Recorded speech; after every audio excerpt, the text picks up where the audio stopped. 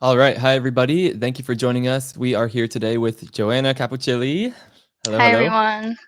everyone. So, as you probably know, Joanna transitioned from teaching to tech. So, she is a curriculum developer at Amazon Web Services now.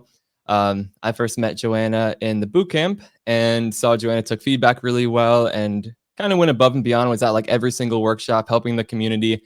And yeah, had some good options, navigated the job search really well. So today, Joanna is going to share a lot of actionable tips that you all can use if you're trying to land either your first ID role or an ID role in the tech space. So we have a lot to get into. I have some questions prepared so that we can learn a bit more about Joanna's journey, and we're also going to answer all of your questions as well. So feel free to use that Q&A tab if and upvote on the questions you want to see answered, but we'll also try to keep an eye on the chat. So Joanna, I guess the first question we have for you is when and why did you decide to even become an instructional designer in the first place? Yes, good question. Hi, everyone. Thank you for joining. I'm really happy to be here. Yeah, to answer that question, I was a teacher for about 8 years. I was teaching in the U.S. and then a lot of that time I was teaching in Asia, in South Korea and Taiwan, and I was also in various other aspects of education as well, with higher education and international student programs, and did some freelancing ed tech type work. And I think throughout all those experiences within education, the common theme I kept seeing was that I really liked creating and designing learning experiences. I loved creating the materials, not as much presenting it was more of the creation part of things that I loved and incorporating technology into it. And so I think when I found out about instructional design, it was this perfect intersection of everything I loved with creativity, education, and technology. And then on top of that, it paid well, at least better than what I was getting. So that was just really attractive and to me, and it felt like a dream job. So that's how I decided to get into that. And I had the idea about 2 years ago, but actually started pursuing it a year ago. Nice. Okay. I mean, I can definitely relate when you talk about those pieces. Yeah, being able to be creative, work with tech. It's still education related, so you're helping people learn and maybe live better lives. Yeah. So I imagine a lot of us here can relate too. I think that intersect is what draws a lot of us to instructional design. And like you said, when you find out about it, it's like, wait, it Yeah. combines all of these skills. I can do all of this and like make a better living than like the other things I've been considering or doing. Yeah. So definitely exciting when you find out about ID for the first time and realize all of that. Yeah. And Felt then like a hidden gem. yeah, hidden gem. Yeah, but you don't Yeah. really hear about instructional design very much. No, like you don't really see people like, oh, when I grow up, I want to be an ID.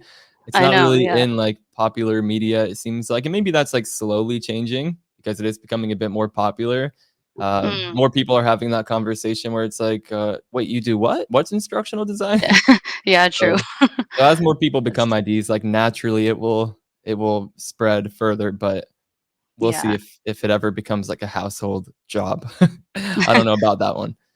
Yes, And a lot of people in absolutely. the chat here have taught English abroad as well. So Oh, good awesome. stuff. Thanks everyone for joining. Yeah, Okay, yeah, so thanks for being so here. about a so 2 years ago, you found out about ID. A year ago, you were like, okay, it's time. It's time to Yeah. pursue this career. So Yes. let us know what that looked like. How did you start working on that transition, or how did you approach it? Yeah, so I was in Taiwan actually, teaching at the time when I began the transition, and I like to kind of think of my transition in like 3 phases. So in the first phase, I felt like I actually felt like instructional design and curriculum development type roles were really similar to teaching and education, and I thought a lot of jobs would actually want a teacher a lot, like majority of the time. So I didn't even do any work at all. I just applied with my same resume, and yeah, applied to probably like 20 places in the beginning and got absolutely zero results. So that was a kind of a wake up call, and it didn't, I realized there was a lot more to learn about what this transition would look like. And so I started moving into doing more research in the field, and found a lot of like prominent ID professionals like yourself and other people, and really started absorbing like the free content that was out there, and looking at some of like those action items that I could do to make that transition, because I realized this was going to be a bigger thing than I thought. And so the two biggest takeaways I got from my free resources and like content and stuff like that that I was absorbing, was to create a website and to have e-learning projects. So at that time, I started.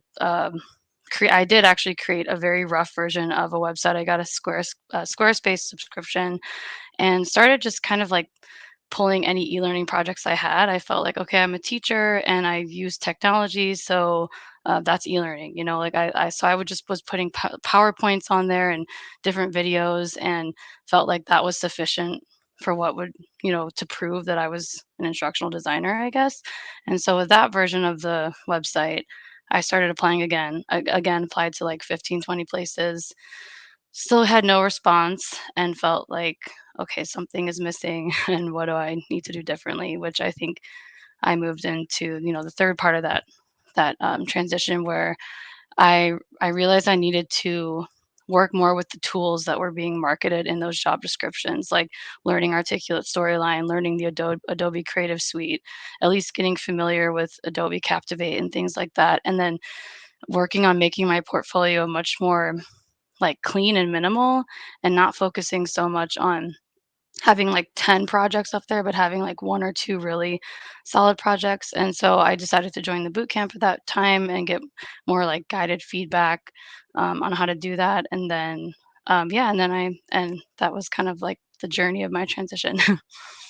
Okay, okay. So to recap, so phase one, you were like, you see a lot of overlap in the skills. Maybe, I mean, yeah, when you're looking at the job descriptions, you're like, I can do that. Like, I've been doing that. So Yeah. you're like, I'm gonna toss in the resume. You know, you're qualified, and you're like, someone else, surely they'll see the same thing, Yeah. but didn't really happen that way. And Yeah. then you're No, like, not at okay, all. okay. So that was phase one, and you're like, okay, we need to do something a little bit differently. And I think a lot of people may start like that, especially coming from teaching, because you can see the overlap in skills. Mm, But yeah, I mean, especially because of how many teachers are transitioning in, it does take a bit of extra work to show off those industry skills. So you realize mm, that you started looking up free content on like Google, YouTube, LinkedIn, ID community spaces, and you realized, okay, it's time to create a portfolio and show off what I can do. That should help me get some interviews at least.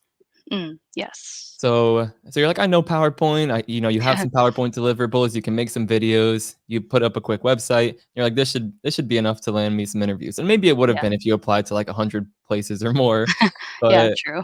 but you did another 20, and you're like, okay, something still isn't working here. What is going on? Yeah. Yeah. I um, was very frustrated at that point for sure. Okay, so then phase 3, you're like, time to learn, articulate storyline, get even more serious about this, put in even more time. Yeah, you joined the boot camp. Not that that's necessary. I'm sure you would have made the transition successfully regardless, because yeah, Yes. you were really really motivated and driven, and you were like working on this every day. Which Yeah. maybe we should talk about that too. I know you decided to pursue it like full time, and that might have been a tough decision. But okay, Yeah. Yeah. but just to recap, at phase 3, you focused on that. You added these, you know, articulate storyline deliverables to your portfolio, got it really polished, got a lot of feedback, and then I guess you started getting interviews with that portfolio. Yes, yeah, I at least started getting interviews, so that kinda gave me the encouragement to keep going, and yeah, and keep pushing forward to actually land a job, so Yeah, and we'll get into some of this because I know you did a ton of interview prep, and yeah. yeah, I mean, Joe, like, we're gonna get into interview prep. We're actually gonna do a whole session with Joanna in, like, a couple of months or maybe next month, like, about interview prep, because Joanna did really, really well with this. Joanna's helping build the interview prep section, like, in the boot camp right now. So, Yes. yeah, Joanna, we definitely need to get into some interview prep because you're good on that front. Thank you, Um, I'd happy to do that. okay. So that was phase 3. So yeah, I guess we should talk about that too. Like, you weren't teaching full time while working on this transition. Like, when did that happen? Like, was that in phase 1? You were like, I'm not teaching anymore, or was that phase 3 when you're like, I'm going to devote more time to this? So that was phase 3. So I think Okay. phase 1 and 2, I was still teaching, still living in Taiwan. I was actually wasn't able to get back to the US at that time. Long story with COVID, but by the time I was able to get back to the US, I felt okay. I don't have a job right now in the US, and this might be the time that I need to just focus on this transition and really make it happen because I knew it was what I wanted. And I know not everyone is necessarily in that situation where they can just take off that time, but if you can, I highly encourage it because that was when I really saw the most growth. I was working probably 10 to 12 hours a day on learning the tools, getting, learning the tech skills and upskilling on visual design and just trying to really make it happen. So, Nice. yeah. Okay.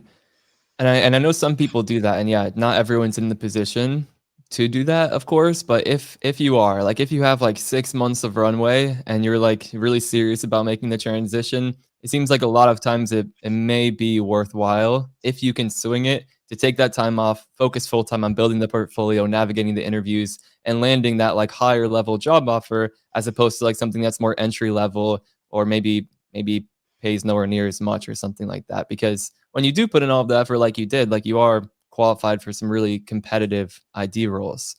Mm, But I see the teachers who are working full time. It's obviously very difficult to navigate those interviews, let alone like put in 50 to hundreds of hours of prep to even get to that point while you're yeah. working full time. You have kids, like not you, but some people do. I'm like, I don't know how some people do it all, but they do.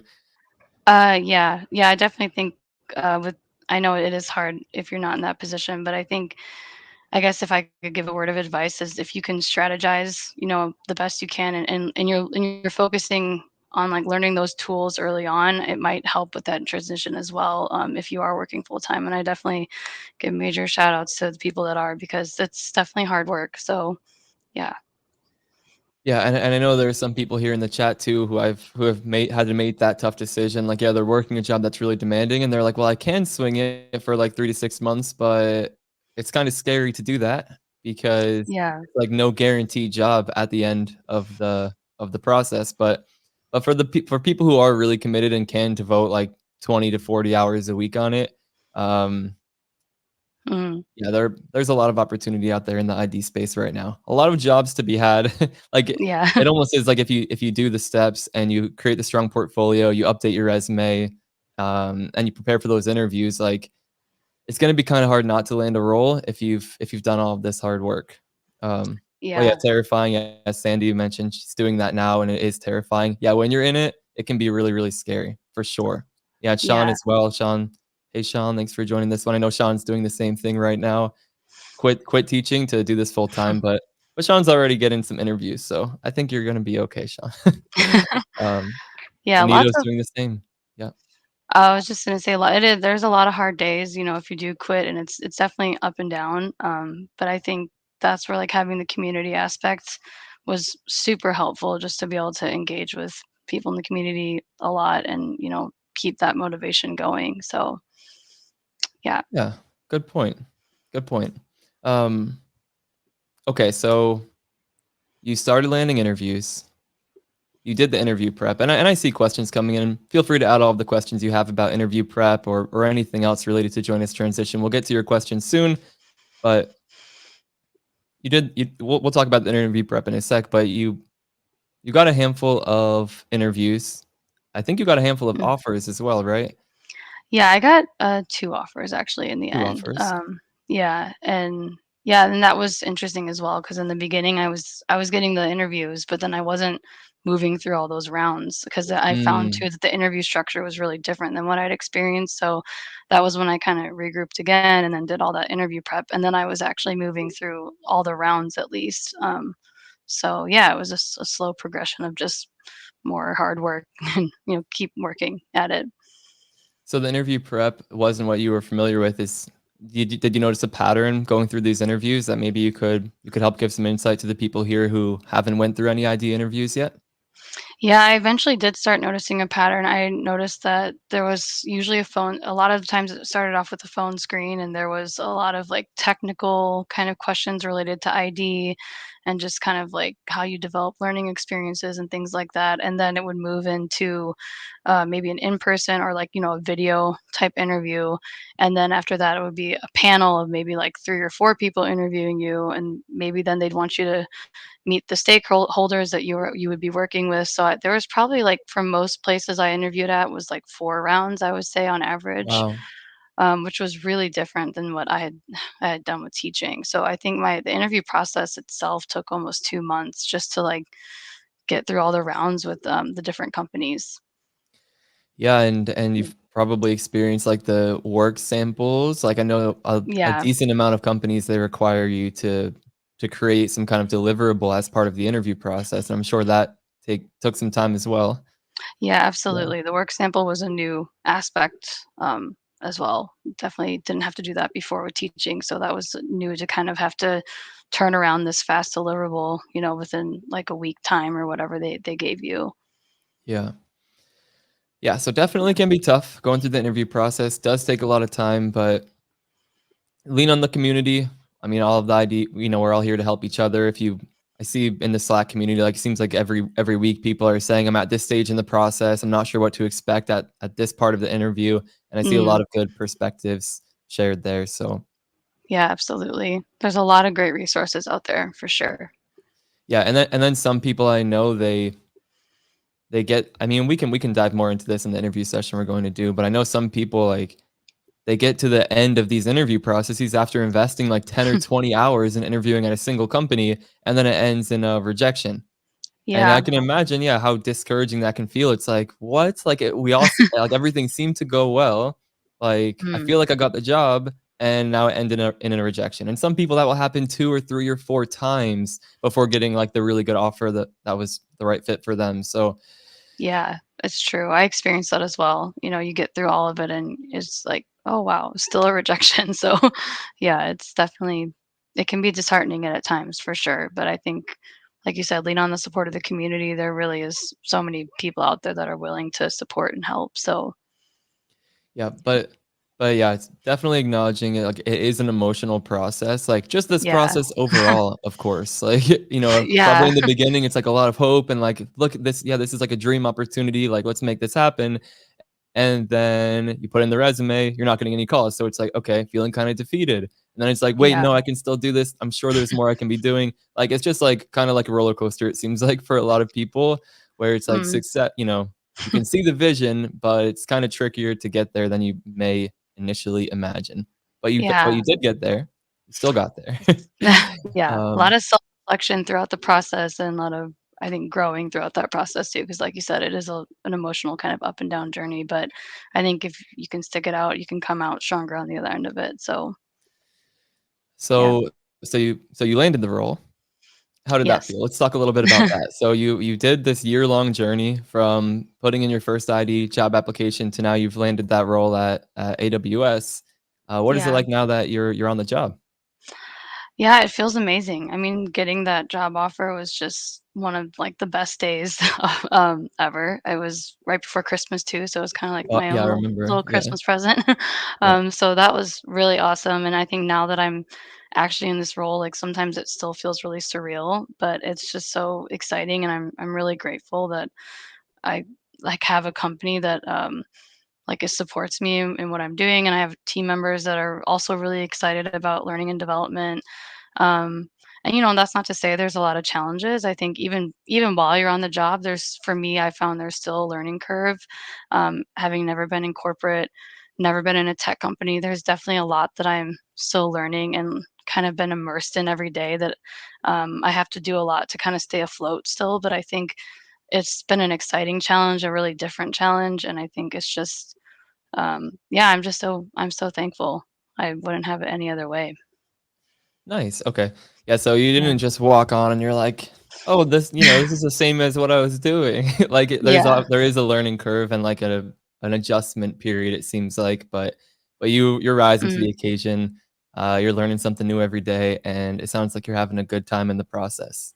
Yeah, and I think actually something I did feel very prepared for, was the actual e-learning development part of things. So like doing all that prep before with learning storyline and, learning how to make a project and stuff like that.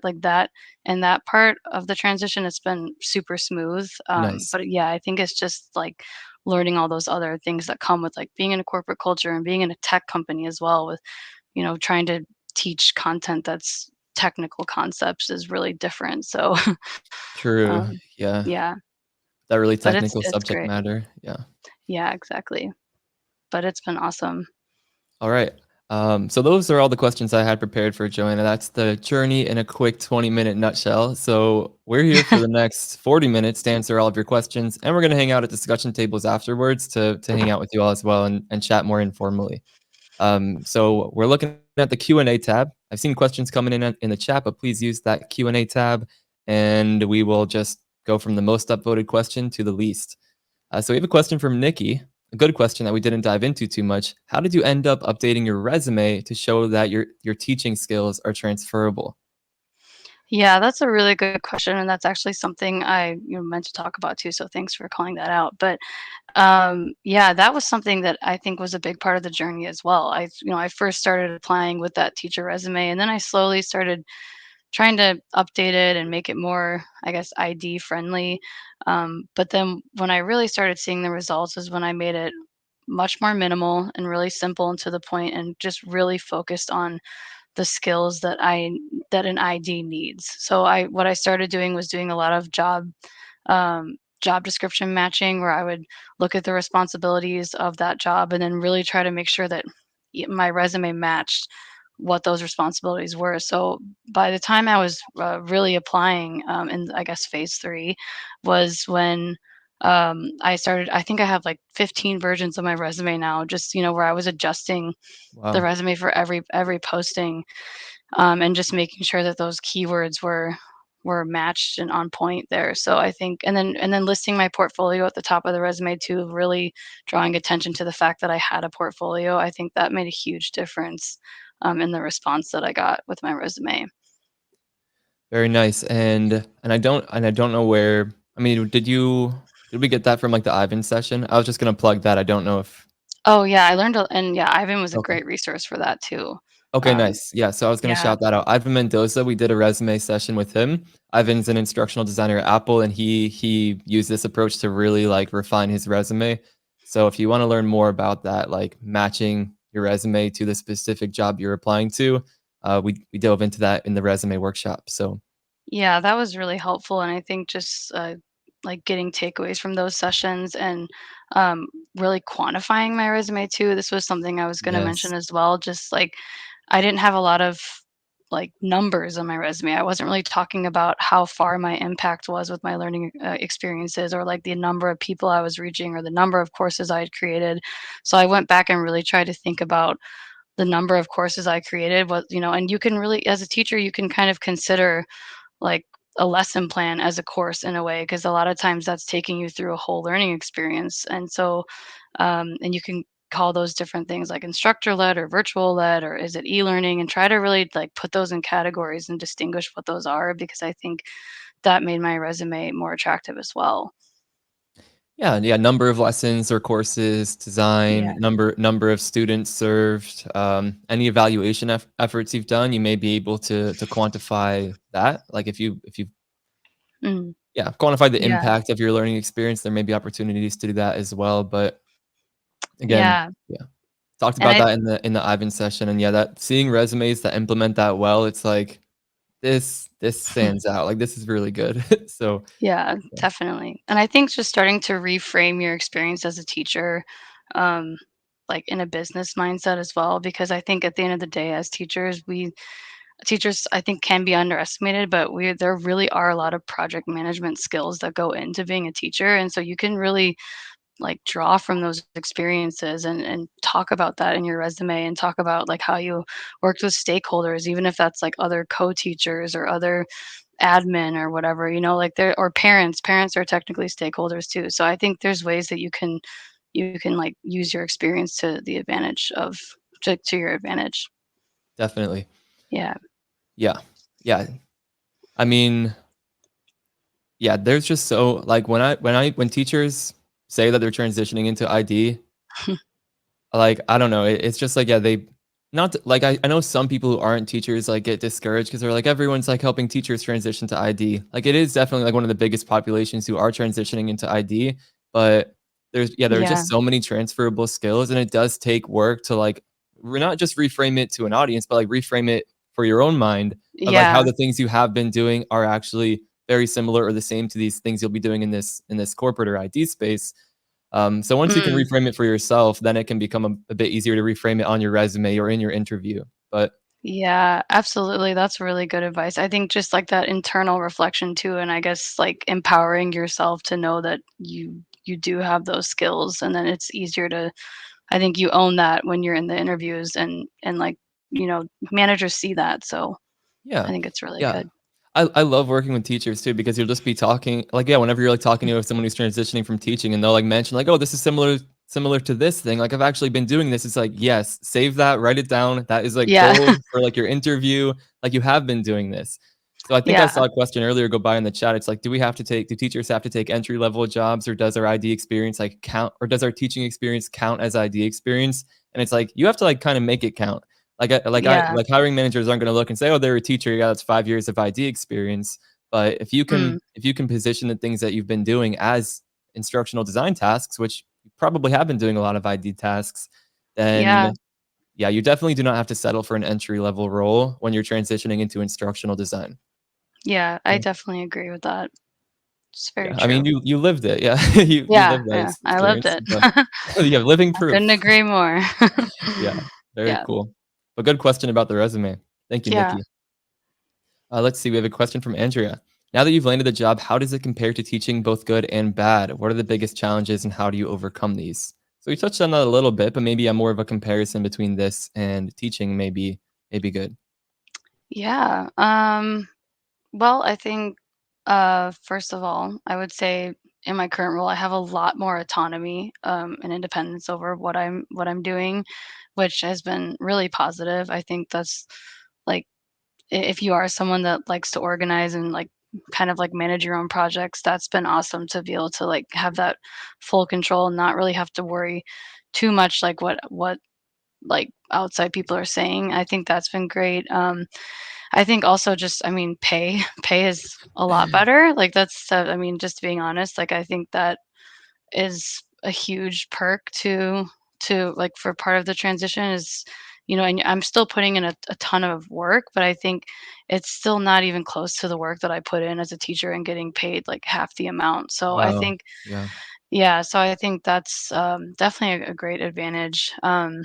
Challenges, like I said earlier, I think just like don't underestimate what that move into a different culture type workplace would be like. I think if I could give an actionable tip, like early on in your journey, would be, really like try to immerse yourself into different business terms. And even if you are looking to get into a tech company, like different tech terms, because you don't necessarily have to be like skilled at the technical content, but it definitely would help like navigating when you're also trying to like onboard into a totally new environment in the corporate setting. So I think that's been a challenge, but it's definitely one that I've taken head on and just tried to learn as much as I can, absorb as much as I can. But yeah, I think those are the main ones.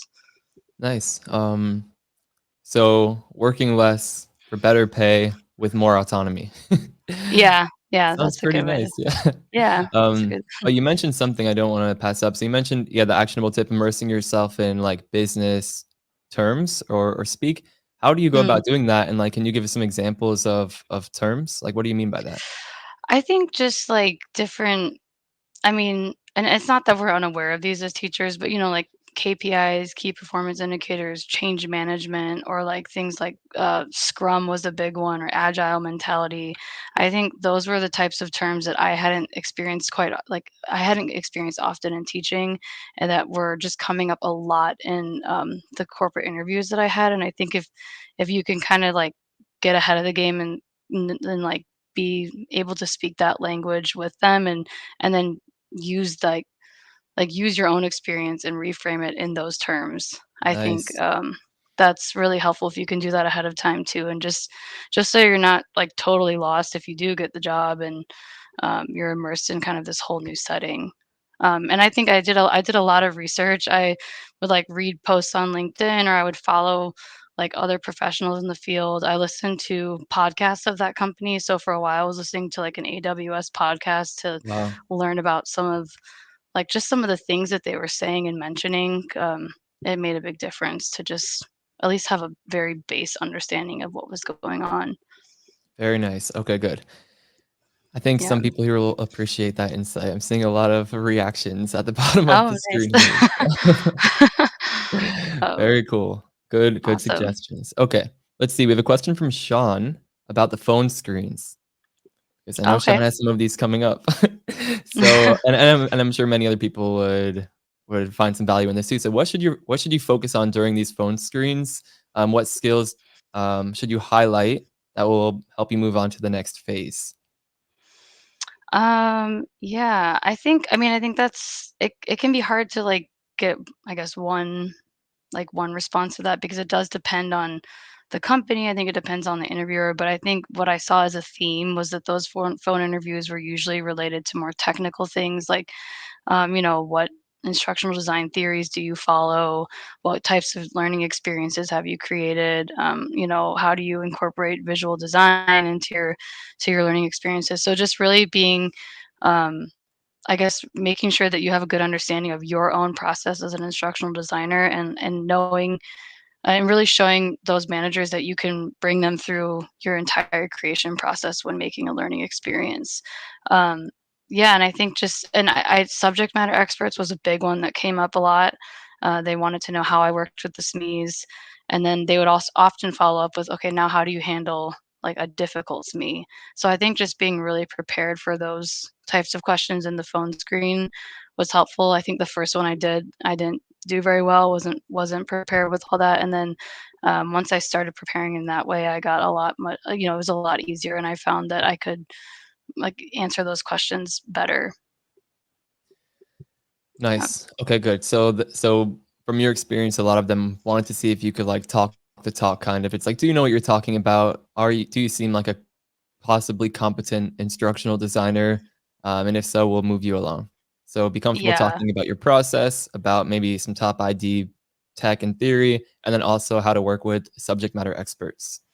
Yeah, I think those were the main ones. I also did get, interestingly enough, I got some kind of, like, personal questions as well. Well, I guess not personal, but more like, what was your favorite learning experience? Or what True. Yeah. what was your most challenging one? So I think being if you can reflect, like, on your own, projects that you've done and think about in terms of, like, what you enjoyed or what you had a hard time with, and then really being able to articulate that, I think that's, good too. Nice. All right. Good suggestions. Hope that Yeah. helps Sean and anyone else who has phone screens coming up. Yeah. Um, let's jump further along in the interview process. Now we have a question from Jenny. Jenny is getting to the third panel interview. Feels like she's struggling to articulate her experience with stakeholders, the ID process, and analysis portion of the ID role. What are some suggestions there? So we know what kind of questions people will ask. Do you have any tips around how to actually respond to those questions, or how to Oh. query yourself for possible answers? Yeah, yeah. I think well, yeah, that's like where I got into a lot of my interview prep, and I think this will probably touch a lot more on this too in the next session. But Yeah. I, as I've mentioned before, I spent like probably 50 hours prepping, and a lot of that prep was just rehearsing and practicing and trying to like gauge potential questions. So even if it wasn't a question that came up at all, I would write it down and I would practice the response to like probably had a list of like 100 questions or something. I mean, it was a lot, right? And I would just kind of like, Wow. yeah, I had a lot of questions where I was just like practicing a anticipated response or an anticipated question. So I think if you can just and a lot of that I think comes into analyzing the company and analyzing the job description as well, or maybe analyzing like the people that are working for that company by finding them on LinkedIn and seeing what they're talking about and like what's important to the company. And if you can find Nice. what's important to the company, I think you can kind of get a good sense of the questions they might ask, and then you can prepare yourself that way. But yeah, I think just following the star format too, that was a one that I used a lot just to kind of like guide myself during that process, like focusing on like how I could tell the story of my experience and really focusing on like actions and impact and data and things that proved that what I did was actually helpful to the learners. Nice. So I Okay, hope so that answers the question. But yeah. yeah.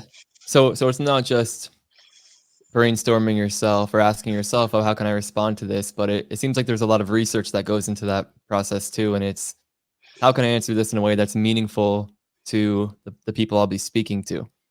So I can see Yeah. how that would be really valuable and, yeah, definitely give you kind of a leg up in the process when you know this is what the company cares about, this is what these people likely care about. I can use that to help me frame my responses. Good suggestion. Yeah. Yeah, I think just really getting in, like, the mind of the company if you can take the time to do that. Nice. And yeah, like you said, I'm sure we will dive deeper into this in the interview session, but, good Yeah. interview questions here. Yeah, we'll have a lot more to come in the next session with Joanna. Yes. Okay, let's see what else people are upvoting here. I mean, we have more interview questions naturally because people can tell you've put a lot of work into this, but I don't know if Yes. maybe something immediately comes to mind for this one, the most challenging interview question you've encountered?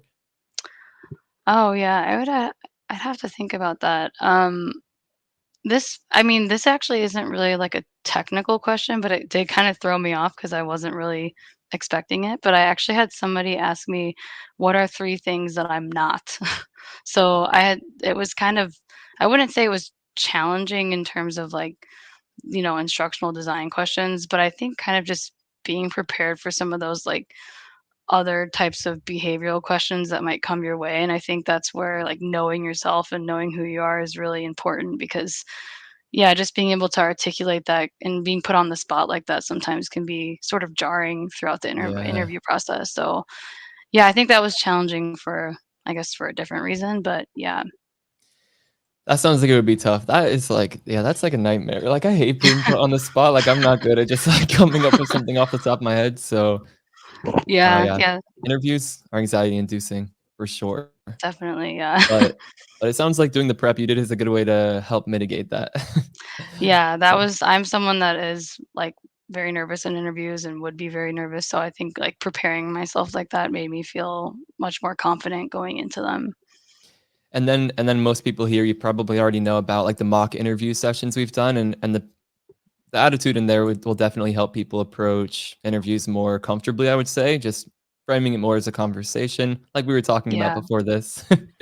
Yeah. Um, but yeah, so if you want something to hold you over with, on the interview front, we do have some mock interviews on the YouTube channel, Mm. but we'll get into interview prep specifically with Joanna. We have a question which is a little bit different now, from Vyasna. Where did it go? Mm. Oh, it's getting upvoted more. How did you set up salary expectations at the beginning? So, yeah, how did you know how to approach that, what to expect? Yeah, that's a really good question. Because I think in the beginning I was just like willing to take anything, especially in phase one, phase two of my transition. I was like, yeah, anything to me would have been fine and probably would have been more than what I was making as a teacher. So I think I went in with pretty low expectations, but I think it wasn't until I started engaging with more people in the community and, talking to Devlin a lot too, and just trying to get an understanding of like what I could expect with my skills and with the portfolio that I had.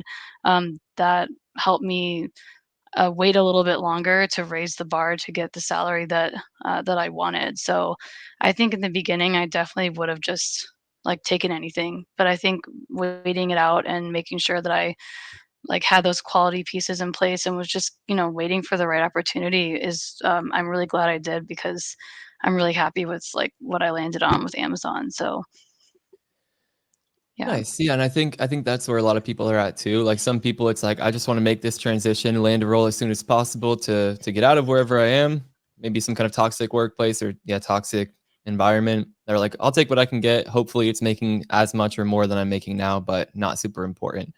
But yeah, then there are also people who are, like, maybe already making, like, 80 to 90K, and some of those people come and they're like, "I really can't take a pay cut here, like, I can't, but I really wanna get out," and it's like, no, if you put in the work and you create a strong portfolio and you work on reframing your experience for the interview and the resume, like if you take the steps, like there are a lot of opportunities out there. Again, this is in the US, the numbers I'm talking. Yeah. Got to do some research on any countries you may be in. It obviously varies, but Mhm. a lot of opportunity in like the 80 to 100K range right now, and even opportunities above that, and of course below that. But Yeah. a lot of opportunities, and some people, yeah, when they are first coming in, putting in their resume to everything, like they might not know that or know what to expect. So like conversations we've had about that, and Yeah. conversations I have on like a weekly basis, it's like you can aim higher. Like there's a lot of good opportunities out there, Yeah, yeah. especially when you're like investing thousands of dollars into like yeah professional development and like hundreds or thousands of hours into the prep. At that point, you're probably like, True. maybe I shouldn't be settling for just anything. I'm kind of putting in a lot here. Yeah. Yeah, after, not working for 6 months, it was like, maybe I should just wait it out a little bit longer and get what I want. Yeah. So, I yeah. think that's fair. Very good. Okay. Yeah. Let's see. We have a question from Lana, and we're just going from most upvoted to least upvoted. So use that Q&A tab if you have any questions for Joanna. So Lana sees many job ads asking for sound knowledge of adult learning principles. Which of these did you find useful to base your design on? That's a tricky one. Yeah, did you Mm. mention any like adult learning principles or theories or kind of keywords like that? Yeah, I think the main one I referenced a lot was Addie. I mean, that was just kind of like the one that I kept coming back to, and I found that at least the jobs I interviewed for, they didn't necessarily, like, need me to mention a specific learning model. It was just as long as I mentioned something, and as Yeah, long as I could move them through the process. So what a lot of times what I did with Addie is I would mention it up front, and then I would, actually move them through my process with Addie, and I would use a project as an example and not nice. really talk about, like, because I think the theory is great, but I think if you can show that you're applying the theory to an actual project that you've done, I think that makes more impact in the end. Definitely. Yeah, especially in the corporate space when that's what the main concern is. It's like, can you actually do the job? Can you do these things? I can see how if you're walking them through your process with an actual project, that's going Yeah, to win you some points in the interview process for sure. So yeah, that's and smart. definitely more proof, and it kinda draws them back to your portfolio as well, and just reminding them, like, "Yeah, I have done this, and, I can do it." So, Yeah, yeah, and that is smart. Smart way to integrate your portfolio into the interview process. yeah, Good example there. thank Another you. question from Vyasna, which made it to the top, is how did you get started on e-learning projects, and what was that process like? And I'm gonna imagine we're referring to like the Articulate Storyline e-learning project, not like the PowerPoint ones you were doing previously that you didn't see a ton of success with. Yeah, that's a good question. I think that's also, like, one of my biggest, pieces of advice and takeaways is to, like, when it comes to the e-learning projects is really focus on creating with articulate storyline. And I think don't focus so much on the topic. And this is something I've said a lot to on LinkedIn, but I think just it's at the end of the day, it's just proving that you can take a learner through a whole learning experience beginning to end. And I think I did that with my scenario based learning project that is the main one on my website right now. And then the other one was just literally a project about coffee because I love coffee and I just wanted to do something about coffee. So I think yeah, so I think it's not so much about the topic, and I think it's not really about the quantity. It really is quality over quantity. And I had such, like, a different response in the job market when I had just those 2 projects versus, like, those 10 PowerPoints that I had Wow. before. So, I think, yeah, use articulate storyline. I always tell anyone this that asks me, like, I would say just don't waste, I mean, not that it's a waste of time to do other things, but I think, like, if you can make articulate storyline a priority, and then creating e-learning that is, like, actually impactful and more high quality will go a long way. Yeah, I mean, where the market, the corporate market is at right now, like if you don't have a storyline project in your portfolio, it's gonna be a little Yeah, bit harder to succeed on the market. And not impossible for sure, and, like, a lot of teams will see, okay, you have experience with, like, Adobe Captivate or another e-learning authoring tool, like, sure, those skills will transfer. But if you need, yeah. like, a first portfolio piece and you wanna kinda maximize your chances at getting calls back or interviews, Storyline is a very safe tool to use just because of how in demand it is right now in the corporate space. So Yeah, Safe Absolutely. choice to make there. Yeah, Um, and I think it goes beyond to just knowing it, because I think in the beginning, I had taken a few tutorials and, like, a few lessons about it, and I knew, like, basic familiarity, so I thought, "Oh, that would be enough to just say that I kinda know it," but I found that it wasn't. It was just more important for me to show that I, like, could actually make a project with that tool, so yeah.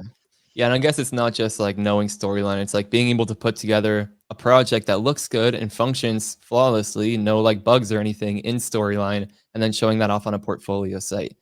Because if you show yeah. off storyline skills that are kind of like, it's like, yeah, stuff works, but, like, you can break it and it, like, looks kinda Yeah, confusing and the user experience is, like, not very great, it may be true. hurting you more than it helps you. So definitely get Yeah. feedback from as many people as you can. Test it on different browsers and devices because that's a good way to kind of get them to leave your portfolio site if they're Yeah. finding errors or it just looks really unprofessional. So that's important Yeah. too. Something And I didn't want to. Oh, go ahead. Oh, I was just gonna say visual design skills too. I think that's something that Yeah. I really had to upskill in, being a teacher. So yeah, don't underestimate the power of good visual design skills as well. Yeah, especially in the job search, just because we are such visual kind of creatures as humans, like we form Yeah, first impressions very quickly, and visual design has a lot to do with that. Like if something doesn't look good to us on first glance, then we're kind of trying to like crawl our way out of the hole with our theory and our writing and like the other yeah, pieces. And some people they've trained themselves to like look beyond that, but again, mhm, if you wanna maximize your chances at success and have a good first impression when people land there, and then it's just like they're looking for things to verify, like, "Okay, yeah, does this person know what they talk about? I like it because it looks good." That's a better position to be in than someone trying to, like, find something to redeem your poor visual design skills. yeah, absolutely. Um, Yeah, that's a good way yeah. to put it. Yes, and I didn't wanna brush over this piece just because this might help people. So you mentioned, like okay, so quality over quantity. We've probably all heard that before, very important when it comes to your portfolio site, just for what we were just talking about, if nothing else. Yeah, we'd rather see Mm, 2 really strong projects with no errors than 10 and maybe 5 of them are, like, kinda sloppy or not super refined. Not yeah. saying yours were sloppy, but, No, uh, no, they kind of were in the beginning. okay, Yeah. I didn't see those PowerPoints, so I don't know, Yeah, it's but good you didn't. Yeah. but with the second project though, with the coffee one, like, yeah, I think that's how the idea started. You're like, "Yeah, I like coffee." But we did get a nice kind of spin on it just by talking it out. It's like, how is this solving a problem? So the Mm, project, and maybe we shouldn't go too deep into it, but yeah, it is. We're just selecting different kind of coffee drinks and learning what they are.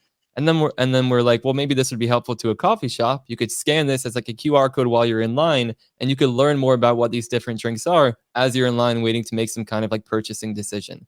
So mm, instead of Joanna just presenting it as like, "Oh, here's a hobby piece I did about different types of coffee," Joanna presented it as, "Here's like a concept project I did for a cafe who wants to help their customers learn more about the different offerings we have so that they can make more informed purchasing decisions and maybe even drive sales." yeah. So even though we might start with it as like, "Oh, I care, I'm interested in this thing, I'm passionate about this thing," you can still think about would this be valuable to a business or a company, and how would it provide value? How can we frame it that way? Yeah, very true. I think it's just like fine tuning that idea to make it, again to like show that impact. So that's definitely really important as well. Good stuff. Okay, let's see. We have time for a few more questions, I think. Let me see which one is next. Let's see here.